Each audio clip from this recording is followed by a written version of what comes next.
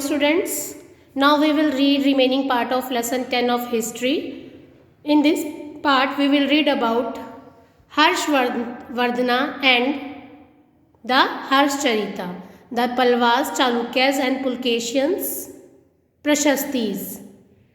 How were these kingdoms administered, and a new kind of army assemblies in the southern kingdoms, ordinary people in the kingdoms.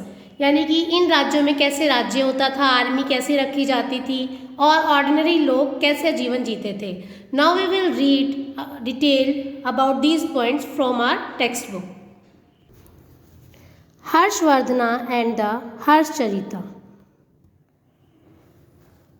While we can learn about the Gupta rulers from their inscriptions and coins, we can find out about some kings from biographies. Harshvardhana, who ruled nearly 1400 years ago, was one such ruler. His court poet Banbhatta wrote his biography, the Harshcharita in Sanskrit. This gives us the genealogy of Harsha and ends with his becoming king. Xuanzang, about whom you read in chapter 9, also spent a lot of time at Harsha's court and left a detailed account of what he saw. जिस तरह गुप्त वंश के शासकों के बारे में अभिलेखों तथा सिक्कों से पता चलता है, उसी तरह कुछ अन्य शासकों के बारे में भी उनकी जीवनी से पता चलता है. ऐसे एक राजा हर्षवर्धन थे जिन्होंने करीब 1400 साल पहले शासन किया. उनके दरबारी कवि बाणभट्ट ने संस्कृत में उनकी जीवनी हर्षचरित लिखी है. इसमें हर्षवर्धन की वंशावली देते हुए उनके राजा बनने तक का वर्णन है. चीनी तीर्थयात्री श्वेन त्सांग, जिनके बारे में तुमने अध्याय 9 में पढ़ा है, काफ़ी समय के लिए हर्ष के दरबार में रहे. उन्होंने वहाँ जो कुछ देखा उसका विस्तृत विवरण दिया. Then Harsha was not the eldest son of his father, but became king of Thanesar after both his father and elder brother died. His brother-in-law was the ruler of Kannauj, see map 7, and he was killed by the ruler of Bengal. Harsha took over the kingdom of Kannauj and then led an army against the ruler of Bengal. Although he was successful in the east and conquered both Magadha and Bengal, he was not as successful elsewhere. He tried to cross the Narmada to march into the Deccan, but was stopped by a ruler belonging to the Chalukya dynasty, Pulketian II. हर्ष अपने पिता के सबसे बड़े बेटे नहीं थे, पर अपने पिता और बड़े भाई की मृत्यु हो जाने पर थानेसर के राजा बने. उनके बहनोई कन्नौज के शासक थे. जब बंगाल के शासक ने उन्हें मार डाला तो हर्ष ने कन्नौज को अपने अधीन कर लिया और बंगाल पर आक्रमण कर दिया. मगध तथा बंगाल को जीतकर उन्हें पूर्व में जितनी सफलता मिली थी उतनी सफलता अन्य जगहों पर नहीं मिली. जब उन्होंने नर्मदा नदी को पार कर दक्कन की ओर बढ़ने की कोशिश की, तब चालुक्य नरेश पुलकेशियन द्वितीय ने उन्हें रोक दिया. Now we will read about the Pallavas, Chalukyas and Pulakeshin's prashasti. The Pallavas and Chalukyas were the most important ruling dynasties in South India during this period. The kingdom of the Palwas spread from the region around their capital, Kanchipuram, to the Kaveri Delta, while that of the Chalukyas was centered around the Raichur Doab between the rivers Krishna and Tungabhadra. I hold the capital of the Chalukyas was an important trading center. It developed as a religious center with a number of temples. The Palwas and Chalukyas frequently raided one another's land, especially attacking the capital cities, which were prosperous towns.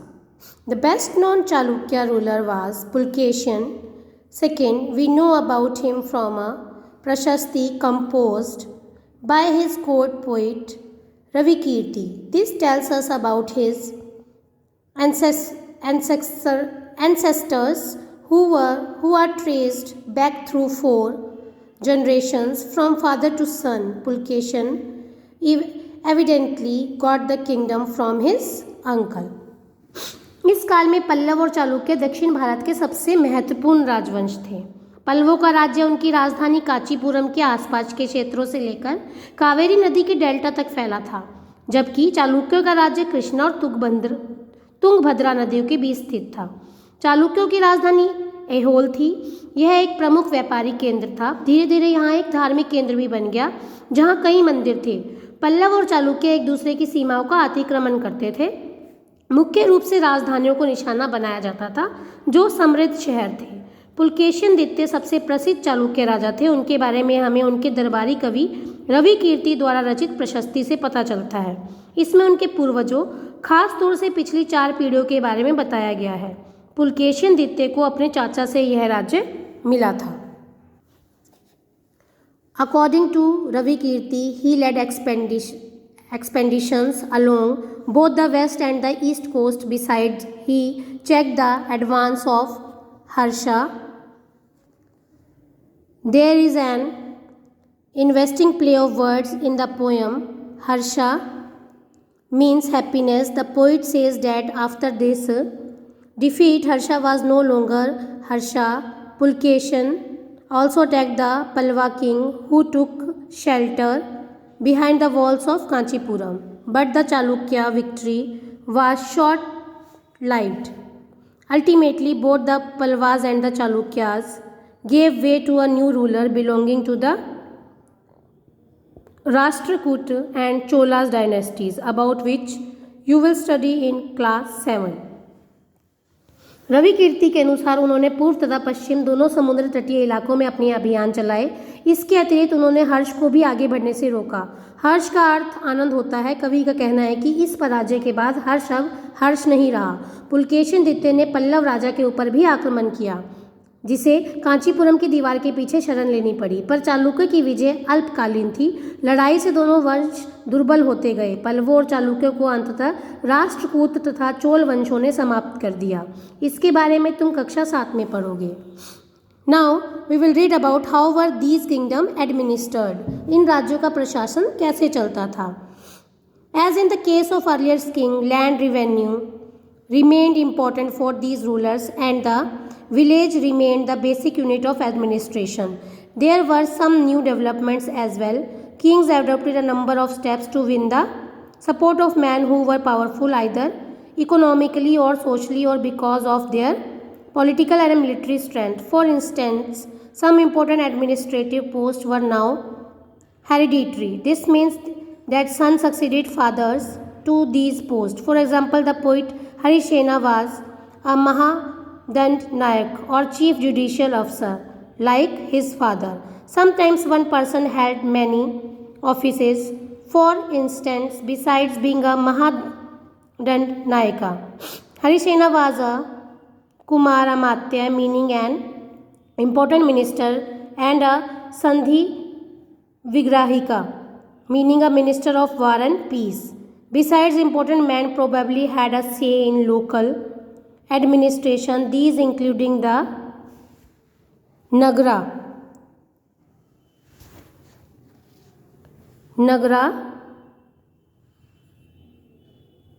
Shreshthi or chief banker or merchant of the city, the Satavaha or leader of the merchant caravans, the Prathama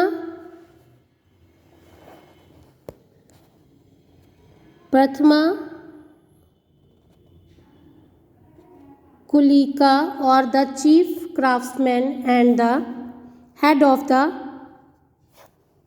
Kayasts or scribes. पहले के राजाओं की तरह इन राजाओं के लिए भूमि कर सबसे महत्वपूर्ण बना रहा। प्रशासन की प्राथमिक इकाई गांव होते थे, लेकिन धीरे धीरे कई नए बदलाव आए। राजाओं ने आर्थिक, सामाजिक, राजनीतिक या सैन्य शक्ति रखने वाले लोगों का समर्थन जुटाने के लिए कई कदम उठाए। उदाहरण के तौर पर कुछ महत्वपूर्ण प्रशासकीय पद आनुवांशिक बन गए, हेरिडिटरी हो गए। वो बेटे को अपने पिता का पद मिल जाता था। जैसे कवि हरिसेन अपने पिता की तरह महादंड नायक यानी मुख्य न्यायाधिकारी थे। कभी कभी एक ही व्यक्ति को कई पद का कार्य करना पड़ता था। जैसे हरिसेन एक महादंड नायक होने के साथ साथ कुमारमात्य अर्थात एक महत्वपूर्ण मंत्री तथा एक संधि विग्राहिक युद्ध और शांति के विषयों का भी मंत्री था। संभवतः वहाँ के स्थानीय प्रशासन में भी प्रमुख व्यक्तियों का बहुत बोलबाला था। इनमें नगर श्रेष्ठी यानी मुख्य बैंकर या शहर का व्यापारी यानी व्यापारियों के काफिलों का नेता सार्थवहा, प्रथम कुलिक अर्थात मुख्य शिल्पकार तथा कायस्थों यानी लिपिकों के प्रधान जैसे लोग रहते थे। These policies were reasonably effective, but sooner or later some of these powerful men grew strong enough to set up independent kingdoms. इस तरह की नीतियाँ कुछ हद तक प्रभावशाली होती थी, पर समय के साथ साथ इनमें से कुछ व्यक्ति इतने अधिक शक्तिशाली हो जाते थे कि अपना स्वतंत्र राज्य स्थापित कर लेते थे। A new kind of army, एक नए प्रकार की सेना। Like earlier rulers, some of these kings maintained a well-organized army with elephants, chariots, cavalry, and foot soldiers. Beside, there were military leaders who provided the king with troops whenever he needed them. They were not paid regular salaries. Instead, some of them received grants of land. They collected revenue from the land and used this to maintain soldiers and horses and provide equipment for warfare. These men were known as samantas. Whenever the ruler was weak, samantas tried to become independent. अब क्या होता था, पहले की तरह ही जो Kings थे वो सुसंगठित सेना रखते थे, जिसमें हाथी, रथ, घुड़सवार और पैदल सिपाही होते थे, पर इसके साथ साथ कुछ सेना नायक भी होते थे जो आवश्यकता पड़ने पर राजा को सैनिक सहायता दिया करते थे। इन सेना नायकों को कोई नियमित वेतन नहीं मिलता था। बदले में इनमें से कुछ को भूमि दान दिया जाता था, जिसमें ये क्या करते थे, भूमि कर वसूल करते थे, जिससे वे सेना और घोड़ों की देखभाल करते थे। साथ ही साथ वे युद्ध के लिए हथियार भी इकट्ठा करते थे और इनको सामंत कहते थे। जब कभी शासक दुर्बल हो जाता था तो ये सामंत स्वतंत्र होकर एक नया राज्य स्थापित कर लेते थे। Then assemblies in the southern kingdoms. The inscription of the Palwas mention a number of local assemblies. These included the Sabha, which was an assembly of Brahmin landowners. This assembly functioned through sub-committees which looked after irrigation, agricultural operations, making roads, local temples, etc. The Yuar was a village assembly found in areas where the landowners were not Brahmins, and the Nagaram was an organization of merchants. It is likely that these assemblies were controlled by rich and powerful landowners and merchants. Many of these local assemblies continued to function for centuries. अब दक्षिण के राज्यों में सभाएं। पल्लवों के अभिलेखों में कई स्थानीय सभाओं की चर्चा है। इनमें से एक था ब्राह्मण भूस्वामियों का संगठन, जिसे सभा कहते थे। ये सभाएं उप समितियों के जरिए सिंचाई, खेतीबाड़ी से जुड़े विभिन्न काम, सड़क निर्माण तथा स्थानीय मंदिरों की देखरेख आदि का काम करती थी। जिन इलाकों के भूस्वामी ब्राह्मण नहीं होते थे, वहाँ उर नामक ग्राम सभा के होने की बात कही गई है। नगरम व्यापारियों के एक संगठन का नाम था। संभवतः इन सभाओं पर धनी तथा शक्तिशाली भूस्वामियों और व्यापारियों का नियंत्रण था। इनमें से बहुत सी स्थानीय सभाएं शताब्दियों तक काम करती रही। Ordinary people in the kingdoms. We can catch an occasional glimpse of the lives of ordinary people from plays and other accounts. Let us look at some of these.